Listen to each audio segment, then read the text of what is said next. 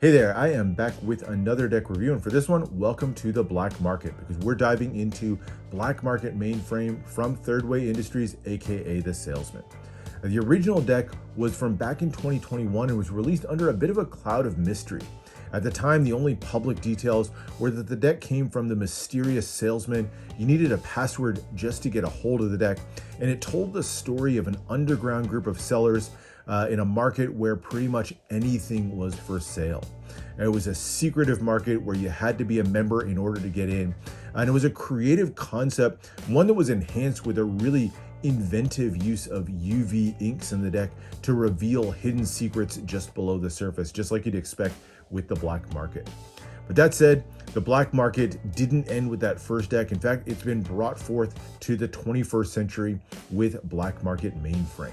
And so this one is inspired by the computer age. So think the late 90s into the 21st century as we look at a deck that's inspired by the advent of the internet.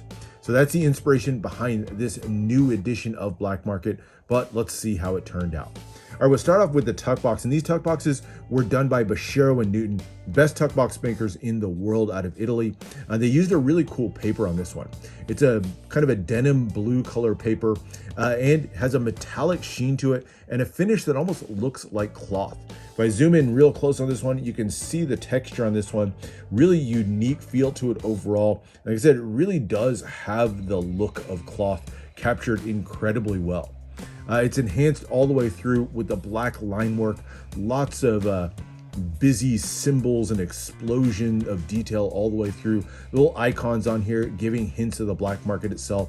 Things like the happy face here with the skull and crossbones, the dollar sign symbolizing the money that you'll need, and the barcodes as a symbol of the fact that everything is for sale. The one little pop of color you get here in the center comes in the form of the black market logo. You can see the interlocking rings forming a B and an M there, and it's done in brilliant fluorescent green. And by the way, as you explore this deck, you're gonna wanna do it with a black light in hand, one like this. Because as you shine the black light over these, everywhere you see the fluorescent ink, you'll be able to shine it on there and get some brilliant glow. It's all reactive fluorescent inks. Just enhances the deck that much more. But that's not the only thing you'll be able to see with that black light, so stay tuned for more on that. Turn to the sides, more line work, another hit of fluorescent green in the logo there. Same thing on the other side. Bottom just has some ad copy for Thirdway and Boschiero Newton. Top, a bit more of that futuristic looking line work. And then underneath the seal here are the 4 pip symbols. Can't see those though. Back has a look at the back design of the cards, done with some nice fluorescent ink, and then finishes out with a super shiny silver seal here, including an admonition not to open the deck. But of course, we're going to be ignoring that to jump into it. This deck is very limited, only 350 of these made, so I have number 59. Most of the decks were actually sold to Patreon subscribers. So if you want to get a hold of these, that's probably the best way there. I believe are going to be more of these made available. Some might make their way to the public, but the Patreon is the best way to get your shot at a copy. But anyway, enough of a plug there for Patreon. As we open it up, we get our first look at the actual name of the deck with a welcome to the black market greeting there on the inside. Inner flaps have little crossed keys there, kind of a symbol of secrets inside. And you get some great interior printing as well in the form of neon green dollar signs, the black market logo, and just like everything else neon in this one, glows beautifully under the black light. So very, very cool touch. So that's the tuck box. Great look to this one overall. One of the best tuck boxes in the black market series, in my opinion. But let's dive into the cards themselves, and we'll start off with the we'll start with the edges of the deck, because I think that's one of the real highlights. You may have noticed as I was taking them out of the box, the bright green fluorescent edges on these. This is a painted edge to the deck, so it's not gilded. Instead, just has kind of a matte finish. And of course, like I said, everything neon's gonna glow on this one. These edges are no exception. So brilliant shine when you get these under light, reflects the light beautifully. It looks even better in hand. I think it comes across on camera. Just a brilliant use of the fluorescent paint here on the edges of the deck. Now getting into the back design of the cards, and here it is. So done with a thin white poker border around the edges, and then the center element, a mixture of that navy blue color with the neon green and the white line work throughout.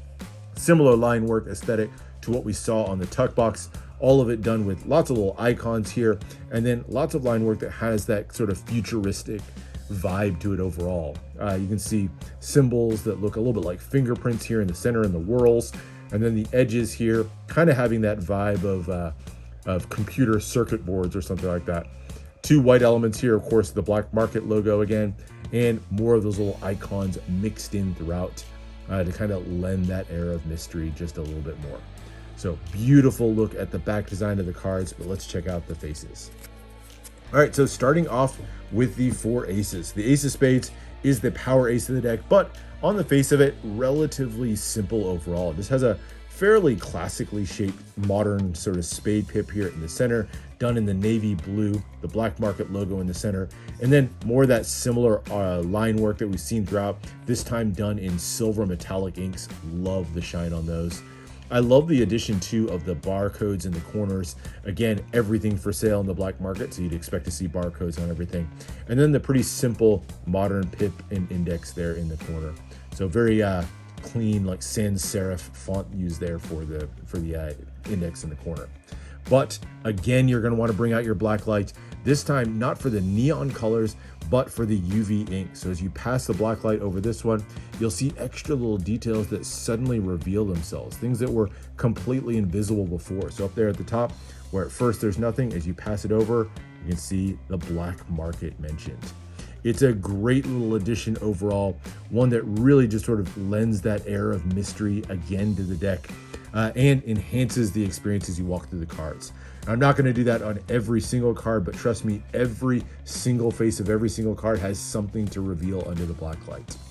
The other 3 aces in their non-black light form, a little bit more ordinary. So you get the navy blue on the black cards, and then a bright green on the classically red cards. Love the fluorescence on these, and just the little embellishments on the pips themselves done in silver metallic ink, as well as that nice frame border as well. So very nice look at the 4 aces. Number cards have that silver frame around them, really bright silver metallic ink. Very simple pips, but again, details to be revealed under black light. This time filling the entire frame with that whirl pattern, giving you the little dollar signs there in the corners as well. Just nice little details that bring the card to life.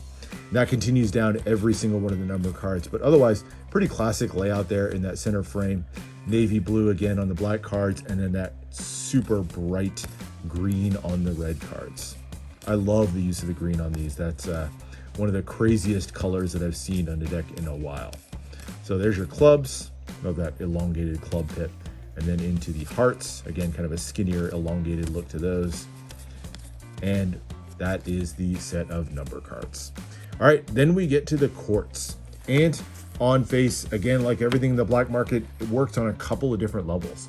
So first, no black light.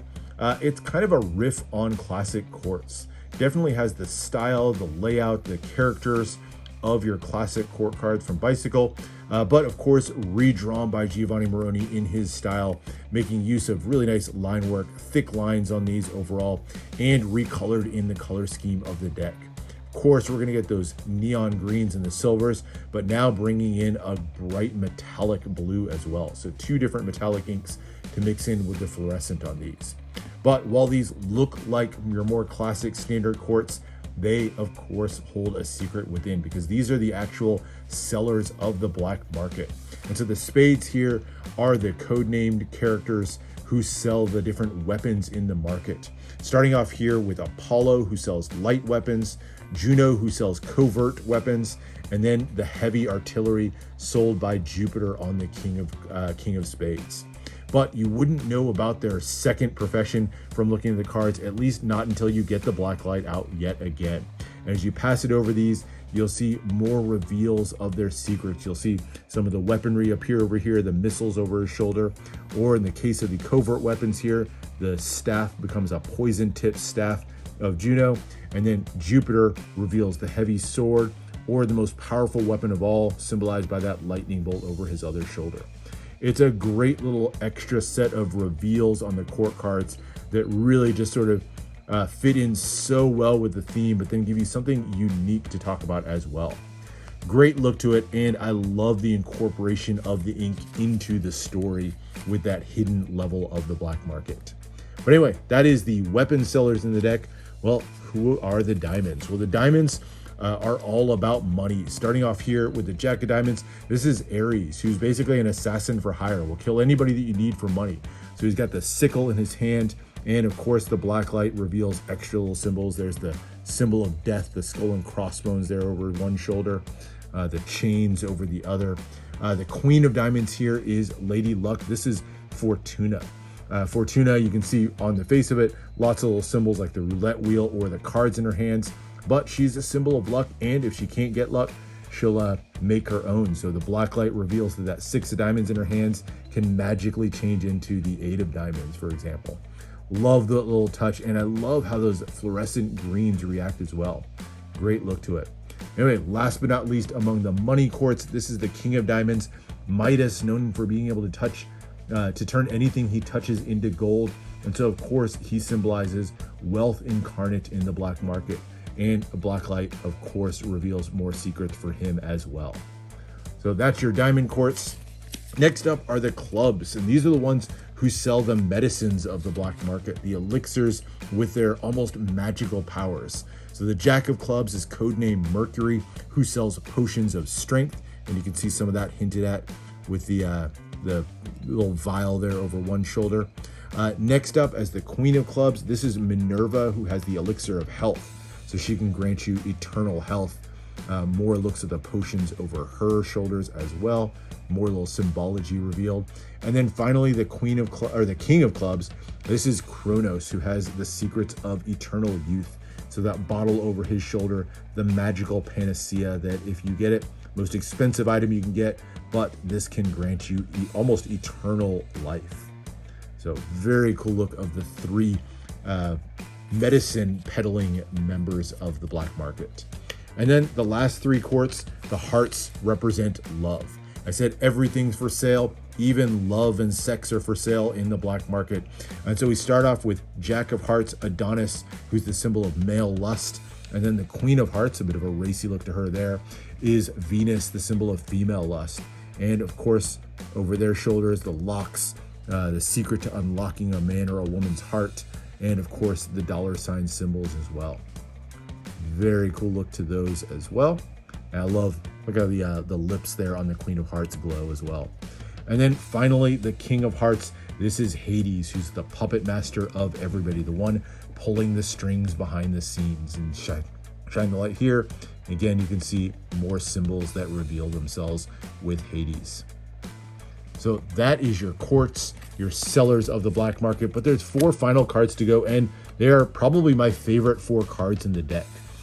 So these are the ad cards, and they're inspired in the spirit of the computer age with the sort of pop-up ads that you might get as you browse through the internet. So of course, first you have a malware destroyer, symbolized by the nurse here with the syringe here in one hand, virus killer for any device. And the black light, of course, reveals secrets on these as well.